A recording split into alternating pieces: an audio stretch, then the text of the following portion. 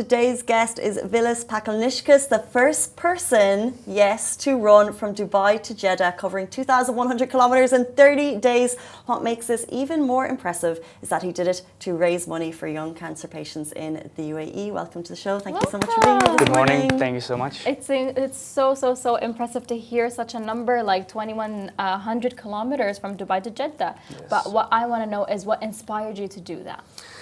I mean, there's a lot of inspirations that go into this. One, it's being lucky that I have a very healthy body and healthy mind. And along the way, I feel like I want to inspire a lot of people, a lot of youth, a lot of people to push beyond their comfort and do something crazy to discover themselves. And a lot comes from gratitude. So every time I do anything like crazy, for example, once I ran from Dubai to Jeddah, and it was for breast cancer awareness. And now I went from Dubai to Jeddah to raise money for children who have cancer. So I feel very lucky, and I just try to give back and inspire people along the way. Wow. Yeah, so it's a deep one. It's a deep one. I have so many questions. Yeah. But first of all, just to make it clear for all of us, 2,100 kilometers is a big number. How many marathons is that? It must be... I don't know. It's fast math. It's probably 30, 40 marathons. There's some days I was doing 2 marathons a day, 85 kilometers, 82 kilometers. But on average, I did 70 kilometers a day. And how do you kind of mentally prepare yourself for a feat of this magnitude, which had never been done before? Just training, committing to it. And a lot of my training came from doing a lot of things uncomfortably. So I would run peak day, no water, no food, dehydrated. So a lot of my training I was preparing for the worst case scenario. For example, what if I'm running there and my team is not there? So how do I mentally cope with these things? So it's just running all the time. And just, knowing that I have to run. Wow. The training was brutal, but the actual run was amazing because I was like, okay, my only responsibility is to run. Mm-hmm. That's it. So it was kind of like a relief. But it was very difficult to get the whole thing to organize. Yeah, speaking of difficulties, what would you say was the most challenging aspect of running such a... Probably day one. So in April, I hurt my Achilles, which is your ankle, and I couldn't run for about 2 months. And I was like, right, the run is in November. I have 3 months to get ready, and this is probably one of the worst things that can happen to a runner. And I was like, hopefully nothing bad will happen. Hopefully, I was expecting the Achilles to come in pain at maybe day 10, day 15, but it was... Day 1. It was before the first pit stop. The first stop was at 20.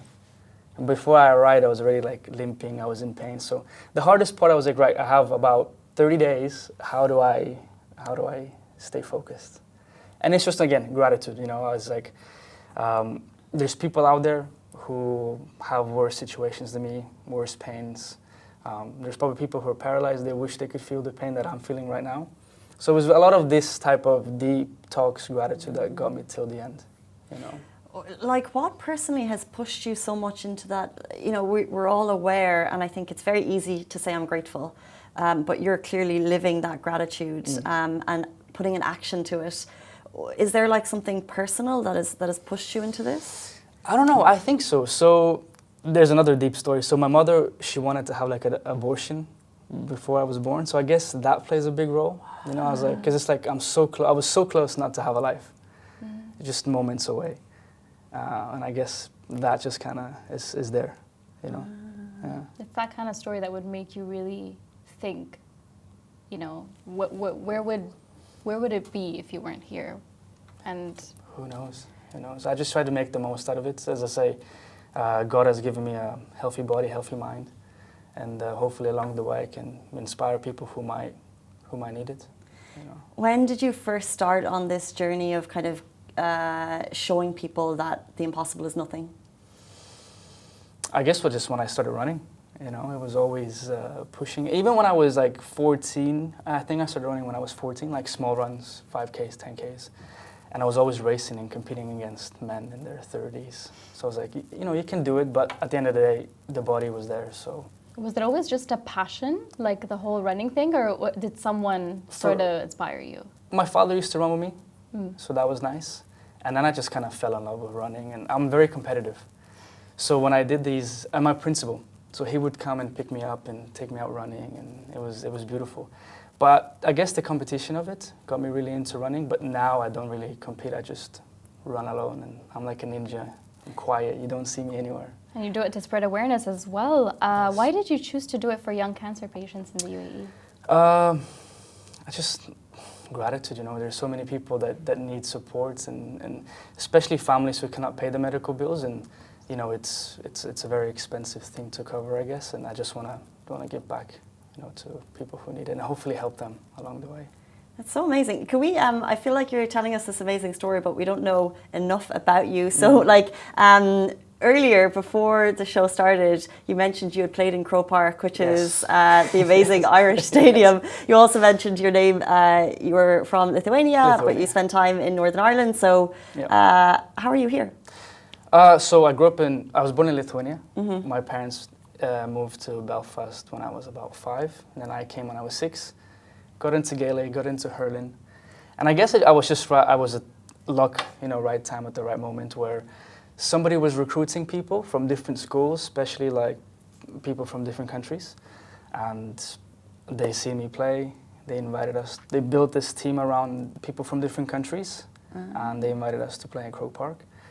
And then when I was 18, I always wanted to come to Dubai as a PT, but I failed. I don't know, I had job interviews and I never had the chance to come. So I just developed myself. I got into sales, training more, and you know, I made the vision happen. I came here when I was 23, and I've been here ever since. Cool. I can't look back. Dubai is home. You know, I love it here. Amazing. You would stay here, for sure. I will stay here, yeah, I would definitely. Okay, so obviously a run like that really takes a toll, but was there ever a point where you felt like you wanted to give up or, you know, stop there? No.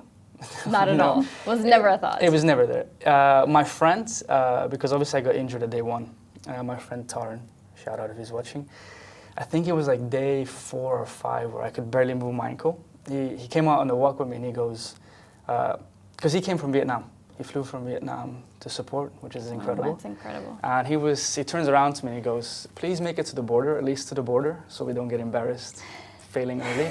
And that just sparked this whole fire in me. I was like, oh, okay, I'm gonna prove you wrong. Right. But I just had such a commitment and dedication to it, where I was like, I cannot stop. Even I'm willing to die. As crazy as it sounds, I was like, all in or nothing. You know, I told the guys, I was like, if I cannot take a step, like if I cannot walk, then we can maybe talk it through and see if I cannot make it. But it was never on my mind. You know, some people struggle to go to the gym once a week. It's very common. Everyone has their own kind of personal barriers that they struggle to get past. But in the fact that you said that you were willing to die to complete this run, you know how to push past. So what one piece of advice would you give to people who are struggling with their personal barriers? Like, what pushes you? Like, what's that one thing that gets you to do the next thing, to take the next step? It's always the discovery of yourself. Like, once you push the barriers, you're like, oh wow, it wasn't as bad as I thought. And there's always limits to limits. So once you push through barriers, there's always like a level up, a level up, a level up.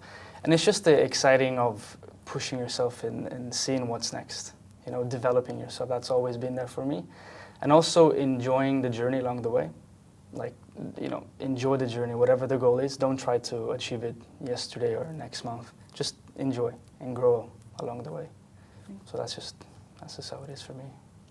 You mentioned that you took this run pretty much solo, right? Yeah, it was solo running and 2 friends. Was that the difficult part, or was that a difficult part? The solo running? No, for me it was actually very exciting because, so going back, I had a really big sponsor for the run, but 2 weeks before they backed out. So they were going to give me a van, a medic, the whole crew, you name it. So it was amazing. I was like, okay, I can relax. But 2 weeks before the run, they backed out. Why? So I don't know. But I had a really good sponsor, Saucony.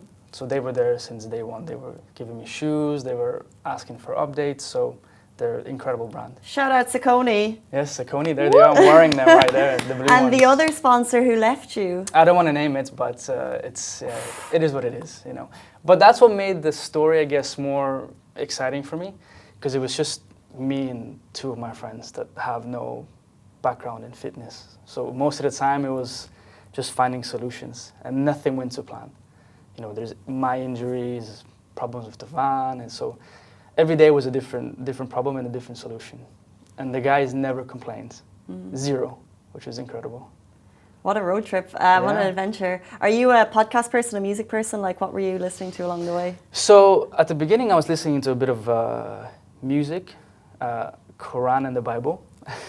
Wow. And then after a while, I couldn't listen to things anymore because I just had to focus. So I would have my headphones just to block the sound from the lorries, the wind. So most of the time there was nothing in my ear, just blocking out the sound. That raw dogging thing. Yeah. That is tough. You have to have such passion to run without listening to anything. Well, I mean, for sure, it's amazing, but once you do it for 8 hours, 10 hours a day, it's a distraction. That makes sense. True. Would you want something buzzing in your ear for 10 hours? Exactly. It's like a fly sometimes, you know. Did you happen to take this experience and learn something about yourself? Something maybe you hadn't seen before? Yeah, that I'm very stubborn. You know, I refuse to quit.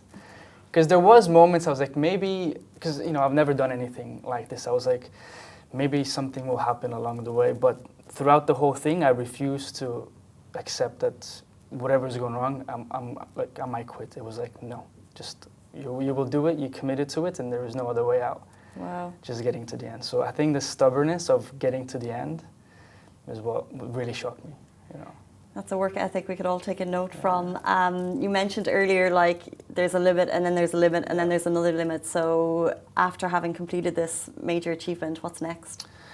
I don't know. I'm planning to I would like to do 7 Emirates this month before Ramadan, because I want to do the Ramadan itself. So it'd be nice to do it before. But I also have this crazy run. I don't know why. I was looking at the map the night when I finished the run. I was like, what I just did, you know, just looking at the map.